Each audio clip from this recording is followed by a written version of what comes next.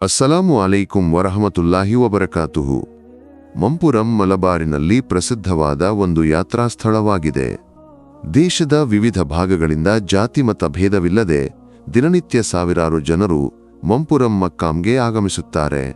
ಮಲಪ್ಪುರಂ ಜಿಲ್ಲೆಯ ತಿರೂರಂಗಡಿಯಲ್ಲಿ ಕಡಲುಂಡಿ ಪುಜಾ ನದಿಯ ತೀರದಲ್ಲಿ ಸ್ಥಿತವಾಗಿರುವ ಈ ಮಕ್ಕಾಂನಲ್ಲಿ ಸಯ್ಯಿದ್ ಅಲವಿ ತಂಗಲ್ ಅಂತಿಮ ವಿಶ್ರಾಂತಿಯಲ್ಲಿದ್ದಾರೆ.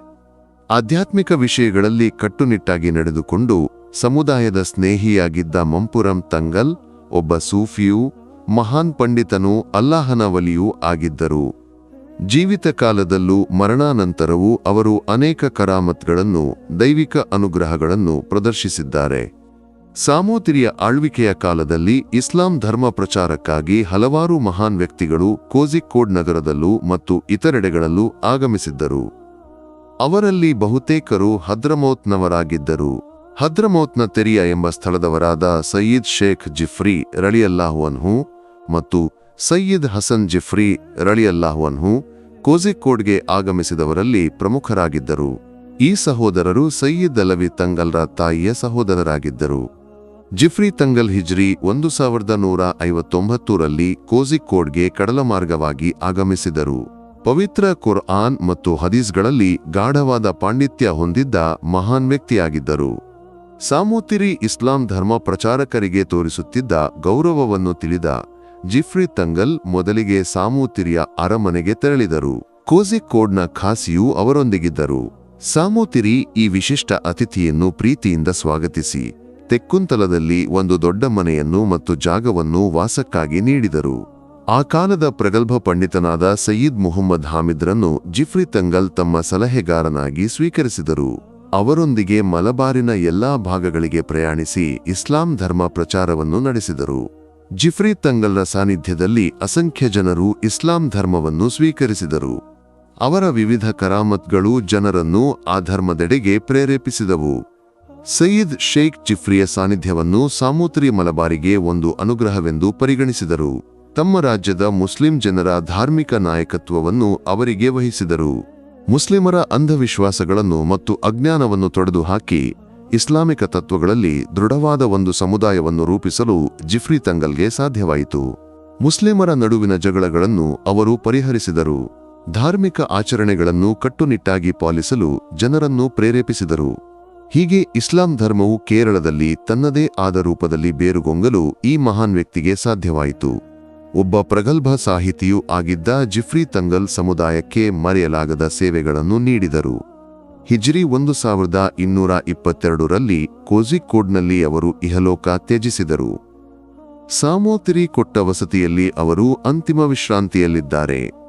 ಜಿಫ್ರಿ ತಂಗಲ್ ಮಲಬಾರಿಗೆ ಆಗಮಿಸಿದ ಕೆಲವು ವರ್ಷಗಳ ನಂತರ ಅವರ ಸಹೋದರ ಸಯ್ಯಿದ್ ಹಸನ್ ಜಿಫ್ರಿಯು ಕೋಝಿಕೋಡ್ಗೆ ಆಗಮಿಸಿದರು. ಪಾಂಡಿತ್ಯದಲ್ಲೂ ಸಮುದಾಯದ ಸ್ನೇಹದಲ್ಲೂ ಹಸನ್ ಯಾವುದೇ ರೀತಿಯಲ್ಲಿ ಹಿಂದೆ ಬಿದ್ದಿರಲಿಲ್ಲ. ಧರ್ಮದ ಏಳಿಗೆಗಾಗಿ ಐಹಿಕ ಲಾಭಗಳನ್ನು ಲೆಕ್ಕಿಸದೆ ಅವರು ಕೆಲಸ ಮಾಡಿದರು. ಕೆಲವು ದಿನಗಳ ಕಾಲ ಸಹೋದರನೊಂದಿಗೆ ಕೋಝಿಕೋಡ್ನಲ್ಲಿ ವಾಸಿಸಿದ ನಂತರ ಅವರು ಪೊನ್ನಾನಿಗೆ ತೆರಳಿದರು. ಆ ಕಾಲದಲ್ಲಿ ಪೊನ್ನಾನಿಯು ಕೇರಳದ ಇಸ್ಲಾಮಿಕ ಸಂಸ್ಕೃತಿಯ ಒಂದು ಕೇಂದ್ರವಾಗಿ ಮಾರ್ಪಟ್ಟಿತ್ತು. ಮಧುರೈಯಿಂದ ಕೇರಳಕ್ಕೆ ವಲಸೆ ಬಂದ ಮಗ್ದೂಮ್ ಪಂಡಿತ ಕುಟುಂಬವು ಪೊನ್ನಾನಿಗೆ ಈ ಕೀರ್ತಿಯನ್ನು ತಂದಿತ್ತು. ಸೈನುದ್ದೀನ್ ಮಗ್ದೂಮ್ರ ಧಾರ್ಮಿಕ ಗ್ರಂಥಗಳು ವಿದೇಶಗಳಲ್ಲೂ ಪಠ್ಯಪುಸ್ತಕಗಳಾಗಿ ಸ್ವೀಕೃತವಾಗಿದ್ದವು. ಹಸನ್ ಜಿಫ್ರಿಯು ಪೊನ್ನಾನಿಯಲ್ಲಿ ಪಂಡಿತರಿಗೂ ಸಾಮಾನ್ಯ ಜನರಿಗೂ ಉಪದೇಶಗಳನ್ನು ನೀಡಿ ಕೆಲಕಾಲ ವಾಸಿಸಿದರು. ಹಸನ್ ಜಿಫ್ರಿಯ ಬಗ್ಗೆ ಕೇಳಿದ ತಿರೂರಂಗಡಿಯ ಆಗಿನ ಖಾಲಿ ಜಮಾಲುದ್ದೀನ್ ಮಗ್ದೂಮ್ ಪೊನ್ನಾನಿಗೆ ಆಗಮಿಸಿ ಅವರನ್ನು ತಿರೂರಂಗಡಿಗೆ ಆಹ್ವಾನಿಸಿದರು. ಪೊನ್ನಾನಿಯ ನಂತರ ತಿರೂರಂಗಡಿಯು ದೊಡ್ಡ ಇಸ್ಲಾಮಿಕ ಕೇಂದ್ರವಾಗಿತ್ತು. ಹಸನ್ ತಂಗಲ್ ಜಮಾಲುದ್ದೀನ್ ಮಗ್ದೂಮ್ರೊಂದಿಗೆ ತಿರೂರಂಗಡಿಗೆ ತೆರಳಿದರು. ಅಲ್ಲಿ ಜಮಾಅತ್ ಮಸೀದಿಯಲ್ಲಿ ಕೆಲಕಾಲ ವಾಸಿಸಿದ ನಂತರ ವಲಿಯಾಕ್ಕತಾಡಿ ಪರಂಬಿನಲ್ಲಿ ವಾಸಿಸುತ್ತಿದ್ದ ಸಯ್ಯಿದ್ ಮುಸ್ತಫಾ ಹಬೀಬ್ ಬುಹಾರಿಯವರು ತಮ್ಮ ಮಗಳಾದ ಸಯ್ಯಿದತ್ ಶರೀಫಾ ಫಾತಿಮಾ ಬೀವಿಯನ್ನು ಹಸನ್ ಜಿಫ್ರಿಗೆ ಮದುವೆ ಮಾಡಿಕೊಟ್ಟರು. ವಲಿಯಾಕ್ಕತೋಡಿ ಎಂದು ಕರೆಯಲ್ಪಡುವ ಸಯ್ಯಿದ್ರವರು ಈ ವಂಶದವರಾಗಿದ್ದರು. ಕೆಲಕಾಲ ಸಯ್ಯಿದ್ ಮುಸ್ತಫಾ ಬುಹಾರಿಯೊಂದಿಗೆ ವಾಸಿಸಿದ ನಂತರ ಹಸನ್ ಜಿಫ್ರಿ ತಂಗಲ್ ಕುಟುಂಬ ಸಮೇತ ಮಂಪುರಂಗೆ ವಾಸಕ್ಕೆ ತೆರಳಿದರು. ಕಡಲುಂಡಿ ಪುಜಾ ನದಿಯ ತೀರದಲ್ಲಿರುವ ಆ ಗ್ರಾಮವು ತಿರೂರಂಗಡಿ ಮಹಲ್ಗೆ ಸೇರಿತ್ತು. ಮಂಪುರಂನ ಮನೆಯ ಒಳಗೆ ಕುಳಿತು ಅವರು ಧರ್ಮ ಪ್ರಚಾರವನ್ನು ನಡೆಸಿದರು. ಜಾತಿಮತ ಭೇದವಿಲ್ಲದೆ ಹಲವಾರು ಜನರು ವಿವಿಧ ಉದ್ದೇಶಗಳೊಂದಿಗೆ ಹಸನ್ ಜಿಫ್ರಿಯನ್ನು ಸಂಪರ್ಕಿಸಿದರು. ಪ್ರತಿದಿನ ದೊಡ್ಡ ಪ್ರಮಾಣದ ಸಂಪತ್ತು ಅವರನ್ನು ತಲುಪಿತು. ಆದರೆ ಅವೆಲ್ಲವನ್ನೂ ಬಡವರಿಗೆ ವಿತರಿಸುವುದರಲ್ಲಿ ಅವರು ತೃಪ್ತಿಯನ್ನು ಕಂಡರು. ತಮ್ಮ ಕೆಳಗಿನ ಪಂಡಿತರನ್ನು ವಿವಿಧ ಸ್ಥಳಗಳಿಗೆ ಧರ್ಮ ಪ್ರಚಾರಕ್ಕಾಗಿ ಕಳುಹಿಸಿದರು. ಏರನಾಡ್, ವಳ್ಳುವನಾಡ್, ಪೊನ್ನಾನಿ ತಾಲೂಕುಗಳಲ್ಲಿ ಅವರ ಮತ್ತು ಶಿಷ್ಯರ ಪ್ರಚಾರದ ಫಲವಾಗಿ ಹಲವಾರು ಜನರು ಇಸ್ಲಾಂ ಧರ್ಮವನ್ನು ಸ್ವೀಕರಿಸಿದರು. ಆದರೆ ಹಿಜ್ರಿ 1178ರಲ್ಲಿ ಆ ಘಟನಾಬಹುಳ ಜೀವನಕ್ಕೆ ತೆರೆಬಿದ್ದಿತು. ಮಂಪುರಂ ಮಕ್ಕಾಂನ ಪಶ್ಚಿಮ ಭಾಗದ ಕಬರ್ಸ್ಥಾನವು ಹಸನ್ ಜಿಫ್ರಿ ತಂಗಲ್ರದ್ದಾಗಿದೆ. ಹಸನ್ ಜಿಫ್ರಿ ತಂಗಲ್ ಮತ್ತು ಶೈಖ್ ಜಿಫ್ರಿ ತಂಗಲ್ಗೆ ಒಬ್ಬ ಸಹೋದರಿ ಇದ್ದರು. ಧಾರ್ಮಿಕ ಪರಿಪಕ್ವತೆ, ಸದ್ಗುಣ, ಔದಾರ್ಯವುಳ್ಳ ಆ ಮಹಿಳೆಯ ಹೆಸರು ಫಾತಿಮಾ ಎಂಬುದಾಗಿತ್ತು.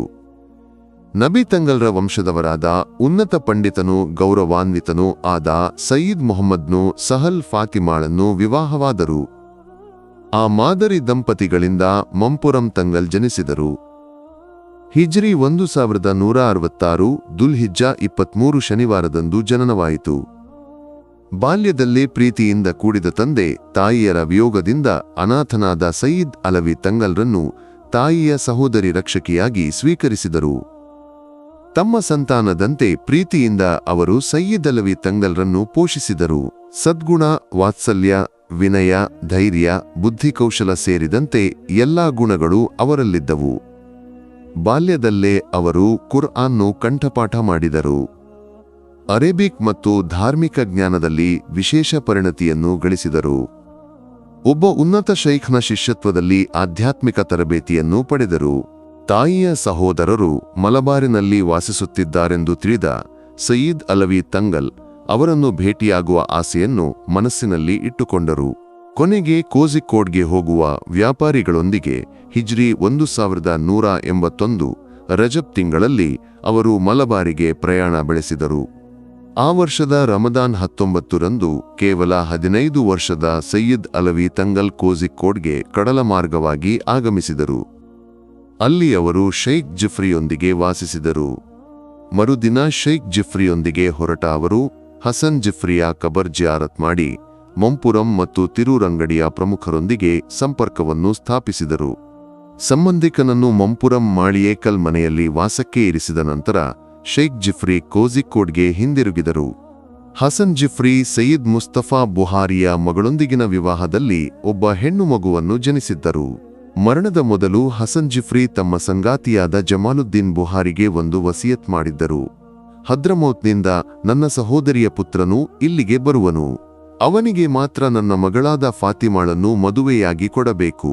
ಸಯ್ಯದ್ ಅಲವಿ ತಂಗಲ್ರೊಂದಿಗೆ ಮಾತನಾಡಿದಾಗ ಹಸನ್ ಜಿಫ್ರಿ ಹೇಳಿದ ವ್ಯಕ್ತಿಯೇ ಇವನೆಂದು ಜಮಾಲುದ್ದೀನ್ ಮಗ್ದೂಂಗೆ ಖಾತ್ರಿಯಾಯಿತು. ಹೀಗೆ ಆ ವಿವಾಹವು ನಡೆಯಿತು. ವಿವಾಹದ ಸಮಯದಲ್ಲಿ ತಂಗಲ್ಗೆ 18 ವರ್ಷ ಮತ್ತು ಫಾತಿಮಾಳಿಗೆ 15 ವರ್ಷವಿತ್ತು. ವಿವಾಹದ ನಂತರ ಕುಟುಂಬವನ್ನು ಪೋಷಿಸುವ ಜವಾಬ್ದಾರಿಯು ತಮ್ಮದೆಂಬ ಚಿಂತೆ ತಂಗಲ್ರನ್ನು ಕಾಡಿತು. ಆಗ ತಾಯಿಯ ಸಹೋದರರು ವಿವಿಧ ಸ್ಥಳಗಳಿಗೆ ಭೇಟಿ ನೀಡಿ ದಾನವನ್ನು ಸ್ವೀಕರಿಸುತ್ತಿದ್ದರೆಂದು ಅವರಿಗೆ ತಿಳಿಯಿತು. ಮರುದಿನ ಬೆಳಿಗ್ಗೆ ಅರೇಬಿಕ್ ಉಡುಗೆ ಧರಿಸಿ ಕೈಯಲ್ಲಿ ಒಂದು ಕೋಲನ್ನು ಹಿಡಿದು ಗುರಿಯಿಲ್ಲದ ಒಂದು ಯಾತ್ರೆಯನ್ನು ತಂಗಲ್ ಆರಂಭಿಸಿದರು. ಆ ಯಾತ್ರೆಯು ಕಲ್ಪಕಂಚೇರಿಯವರೆಗೆ ವಿಸ್ತರಿಸಿತು. ಅಲ್ಲಿ ಮಂಡಾಯಿಪುರಂ ಎಂಬ ಪ್ರಸಿದ್ಧ ಭವನಕ್ಕೆ ತಂಗಲ್ ಪ್ರವೇಶಿಸಿದರು. ಗೃಹನಾಥನಾದ ಅಹಮದ್ ಕುಟ್ಟಿ ಮೂಪ್ಪರ್ ನಾಡಿನ ಪ್ರಮುಖನಾಗಿದ್ದರು. ಮೂಪ್ಪರ್ ಮತ್ತು ಅವರ ಸ್ನೇಹಿತರು ವರಾಂಡಾದಲ್ಲಿ ಚದುರಂಗವನ್ನು ಆಡುತ್ತಿದ್ದರು. ಮನೆಯ ಕೆಲಸಗಾರರು ತಂಗಲ್ಗೆ ಸಮಯಕ್ಕೆ ತಕ್ಕಂತೆ ಆಹಾರವನ್ನು ಒದಗಿಸಿದರು. ಲುಹರ್ ಸಮಯವಾದಾಗ ತಂಗಲ್ ನಮಾಜ್ ಮಾಡಿದರು. ಆದರೆ ಚದುರಂಗವು ಮುಂದುವರಿಯಿತು. ಅಸರ್ ಬಾಂಕರೆಯಾದಾಗಲೂ ಮೂಪ್ಪರ್ ಮತ್ತು ಸ್ನೇಹಿತರು ಆಟದಲ್ಲಿ ಮುಳುಗಿದ್ದರು. ಇದನ್ನು ಕಂಡು ಸಹನೆ ಕಳೆದುಕೊಂಡ ತಂಗಲ್ ಕೋಲಿನಿಂದ ಮೂಪ್ಪರ್ನನ್ನು ಎದುರಿಸಿದರು. ಕೋಪಗೊಂಡ ಜನರು ತಂಗಲ್ರನ್ನು ಹಿಡಿಯಲು ಮುಂದಾದರೂ ಮೂಪ್ಪರ್ರ ಒತ್ತಾಯದ ಮೇರೆಗೆ ಬಿಟ್ಟರು. ತಾವು ಸಾಮಾನ್ಯ ವ್ಯಕ್ತಿಯಲ್ಲವೆಂದು ಮೂಪ್ಪರ್ಗೆ ತಿಳಿಯಿತು. ನೀವು ಯಾಕೆ ನನ್ನನ್ನು ಹೊಡೆದಿರಿ ಎಂದು ಮೂಪ್ಪರ್ ವಿನಯದಿಂದ ಕೇಳಿದರು. ಯಾವುದೇ ಕೆಡುಕನ್ನು ಕಂಡರೆ ಬಲವನ್ನು ಉಪಯೋಗಿಸಿ ತಡೆಯಬೇಕೆಂಬುದು ನನ್ನ ಕರ್ತವ್ಯ. 2 ನಮಾಜ್ಗಳನ್ನು ತಿರಸ್ಕರಿಸಿ ಆಟವಾಡಿದ್ದಕ್ಕಾಗಿ ನಾನು ಹೊಡೆದೆ ಎಂದು ತಂಗಲ್ ಉತ್ತರಿಸಿದರು. ನಂತರ ಖಾಲಿ ಕೈಯಿಂದ ಮನೆಯಿಂದ ಹೊರಟು ನಡೆದರು. ತಂಗಲ್ ಖಾಲಿ ಕೈಯಿಂದ ಹೋದದ್ದು ಮೂಪ್ಪರ್ಗೆ ದೊಡ್ಡ ಚಿಂತೆಯಾಯಿತು. ದೋಣಿಯಲ್ಲಿ ಆಹಾರ ವಸ್ತುಗಳನ್ನು ತುಂಬಿಕೊಂಡು ಮಂಪುರಂಗೆ ಆಗಮಿಸಿ ಅವರು ತಂಗಲ್ರಿಗೆ ಕ್ಷಮೆಯಾಚಿಸಿದರು. ಹೀಗೆ ಸಯ್ಯದ್ ಅಲವಿ ತಂಗಲ್ರ ಕೀರ್ತಿಯು ದೇಶಾದ್ಯಂತ ಹರಡಲು ಹೆಚ್ಚು ಕಾಲ ಬೇಕಾಗಲಿಲ್ಲ. ಯಾವುದೇ ತಪ್ಪನ್ನು ಕಂಡರೂ ತಕ್ಷಣ ಸರಿಪಡಿಸುವವರಾಗಿದ್ದರು ಮಂಪುರಂ ತಂಗಲ್ ಎಂಬುದು ಇದರಿಂದ ತಿಳಿಯುತ್ತದೆ. ಅಲ್ಲಾಹು ಸುಬ್ಹಾನಹು ವತಾಲ ಅವರ ಮಕ್ಬರವನ್ನು ಭೇಟಿಯಾಗುವ ಭಾಗ್ಯವನ್ನು ನಮಗೆ ನೀಡಲಿ. ಆಮೀನ್. ಅಸ್ಸಲಾಮು ಅಲೈಕುಂ ವರಹಮತುಲ್ಲಾಹಿ ವಬರಕಾತುಹು.